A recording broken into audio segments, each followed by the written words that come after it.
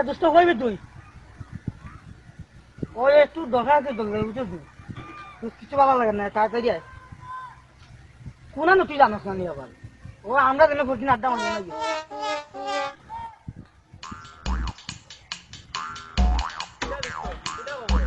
নাকি